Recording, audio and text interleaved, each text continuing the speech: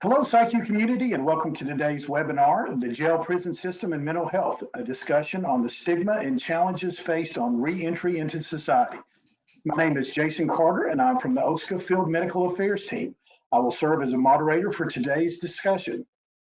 Today, our speakers are Catherine Judd and Darell Smith. Catherine is an assistant clinical professor at the University of Texas Southwestern School of Health Professions in Dallas, Texas. And Darell is currently serving as the president of the Greater Dallas Coalition, which is a nonprofit bringing economic, educational, and empowerment wellness to community residents. Let us now turn to some of the challenges of being incarcerated. I think it's important for us to be aware of the fact that the rights to medical treatment and mental health treatment are protected under the 8th Amendment of the Constitution for those who have been incarcerated. And what this means is that inmates are free from cruel and unusual punishment, that they're entitled to humane facilities and living conditions, that they're entitled to adequate medical care, and they're entitled to appropriate mental health care. One of the problems, though, for our mentally ill patients when they're incarcerated is that we have to keep in mind that the criminal justice system is not necessarily providing what we would consider in the community a therapeutic milieu for them. One of the things that happens, for example, is that these inmates remain in jail longer than other inmates. If we were to look at the data in terms of sentencing, we'll frequently see in many jurisdictions where the seriously mentally ill actually get longer sentences in the beginning for the various crimes that they've committed. Another thing that also happens is that the criminal justice system within a given facility is considered a community. When one assaults another in the community, one can be charged with assault. Well, the same thing happens within the criminal justice system. If there's an inmate being held in jail or in prison and they're to assault another inmate or perhaps a staff person, they are then charged with yet another crime that is then what is called stacked on their original sentencing. And so consequently, this means that our seriously mentally ill, who frequently have serious problems in the milieu, following directions, following the rules, etc., frequently end up with far lengthier sentences than what they started with. They're also at risk because of their behavior, and among some of our patients, this may include a psychotic disorder, hallucinating, being paranoid, delusional. They're then perhaps at higher risk for being assaulted or injured. Staff frequently, no fault of their own in terms of training perhaps, frequently don't have the skill set to deal with the seriously mentally ill. And finally, when we look at the data, what we find is that seriously mentally ill patients in prison are more likely to commit suicide than in the general population. And in fact, what we see as we look at the data over the years is an increasing rate of suicide among our seriously mentally ill patients in jail and prison. You know, Kathy, it's interesting. I remember, again, back in the 80s, 90s, when I was being incarcerated, I don't think many of those custodial staff or other inmates really understood the seriousness of the issues that were going on with the mentally ill. It was almost sometimes I think we took the attitude that they were a joke. We would use terms like 5150, say that they're doing the Thorazine shuffle, and we just kind of we bullied them is pretty much what we did. And I think that was, again, that was just a result of not being educated, not being informed. And you know, looking back on that period and on that time, I recognize that wasn't good.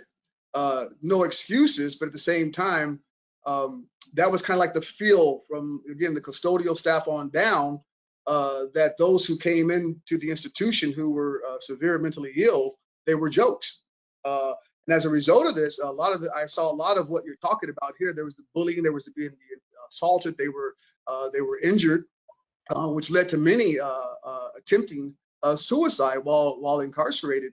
And I think there's hopefully out of this will result in a shift in how seriously we begin to take those who are severely mentally ill and begin to treat them the way that they deserve to be treated. Yeah, Darell, I really appreciate your sharing that and some of your experiences and what you saw. And don't you think this is sometimes what we refer to as the culture of custody? It's a culture, and it's a culture of custody as opposed to being one of a therapeutic community. And I absolutely agree with you in terms of education and in training of custodial staff. I think there are changes that are taking place as we become more aware of the need for education and training. And in fact, across the country today, in a number of different places, there are model programs for the treatment of the seriously mentally ill who are incarcerated. So I appreciate your comments and sharing your own experience and observations about the culture behind bars around treatment of the mentally ill. So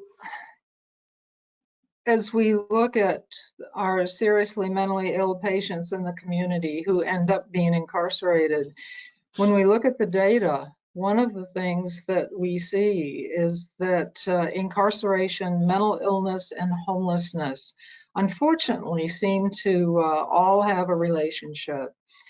One of the things that we know in terms of our seriously mentally ill, many are living homeless or living in shelters, have no place to live, and very little in the way of a support system.